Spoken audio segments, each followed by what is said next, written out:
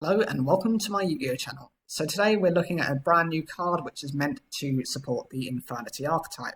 It's called Void Cauldron. It's a continuous trap card with the effects 1. If an Infernity monster and or a level 8 Dark Dragon Synchro monster you control would be destroyed by an opponent's card effect, you can banish one Infernity card from your graveyard instead. And 2. If you have any cards in your hand, send this card to the graveyard.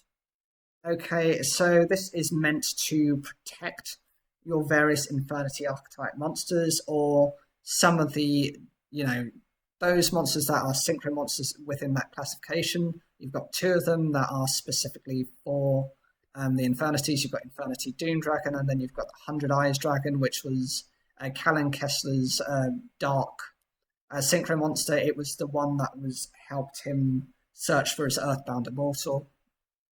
So being able to do this means you're able to protect your Infernity and your synchro monsters by just getting rid of the ones that are useless from your graveyard. It's a good effect and it's more reliable because it's not just the obligatory, we'll protect you from battle, because that's been done hundreds of times before.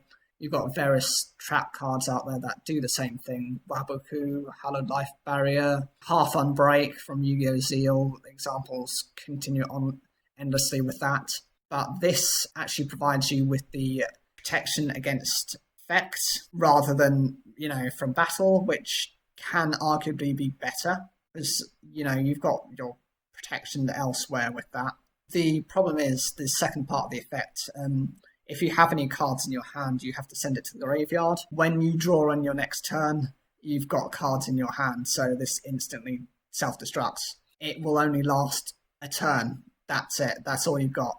So you better make that turn count. Of course, you can run multiple of them, but I wouldn't suggest running more than 2. You risk clogging up your hand or drawing multiple of them, and they're only really good once you've got the cards in your graveyard to begin with.